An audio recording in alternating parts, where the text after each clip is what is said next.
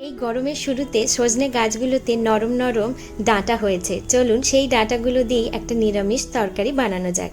এখানে ডাঁটাগুলোকে লম্বা লম্বা করে কেটে নিয়েছি, সাথে একটা আলুকেও লম্বা লম্বা করে কেটে নিয়েছি, আর টমেটো নিয়েছি একটা, আর কালো জিরে, আর সাথে একটা মশলার পেস্ট বানিয়ে নিয়েছি। এখানে 1 টেবিল স্পুনের মতো কালো সর্ষে, 1 টেবিল স্পুনের মতো সাদা সর্ষে, পোস্ত নিয়েছি 2 টেবিল স্পুনের মতো, আর কাঁচা লঙ্কা, নুন দিয়ে জল দিয়ে ভালো করে 15 মিনিটের জন্য ভিজিয়ে রেখেছিলাম।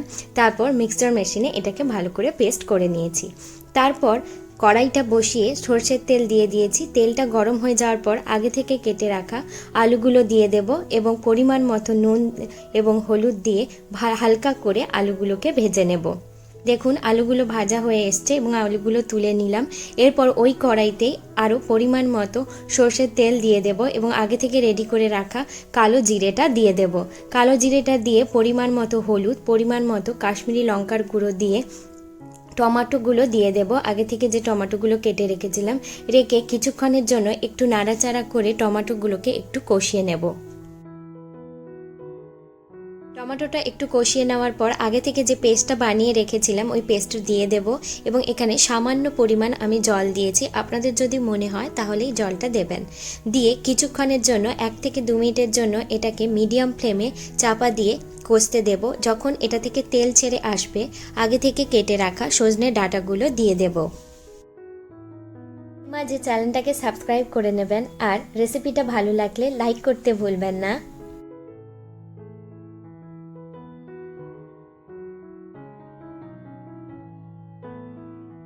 ডাঁটাগুলো দিয়ে একটু নাড়াচাড়া করে নেওয়ার পর আগে থেকে ভেজে রাখা আলুগুলো দিয়ে দেব এবং আলুগুলো দিয়ে আরও 1 থেকে 2 মিনিটের জন্য এটাকে নেড়ে চেড়ে নেব এবং কষিয়ে নেব। এরপর পরিমাণ মতো নুন দিয়ে দেব এবং পরিমাণ মতো জল দিয়ে দেব।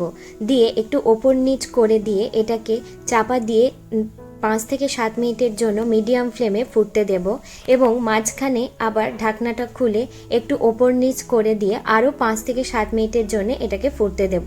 এখানে ডাঁটাগুলো ভালো করে সেদ্ধ হতে হবে, তাই একটু সময় দিয়েই এই রান্নাটা করতে হবে। মাঝে মধ্যেই ঢাকনাটা খুলে এটাকে ওপর নিচ করে দিতে হবে এবং এখানে আমি আলুটা কেটে দেখছি কতটা সেদ্ধ হয়েছে। এরপর আবারও ঢাকনা দিয়ে 1 থেকে 2 মিনিটের জন্য এটাকে ফুটতে দেব।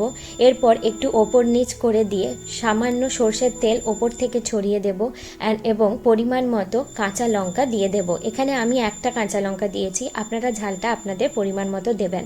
এরপর 1 থেকে 2 মিনিটের জন্য এটাকে ফুটিয়ে নামিয়ে নিলেই তৈরি হয়ে যাবে আলু দিয়ে কচি সজনে ডাঁটার নিরামিষ রেসিপিটা আপনাদের কেমন লাগলো কমেন্টের মাধ্যমে জানাবেন। রেসিপিটা লাইক করতে ভুলবেন না। পেজটাকে সাবস্ক্রাইব করে নেবেন নতুন রান্নার ভিডিও পাওয়ার জন্যে।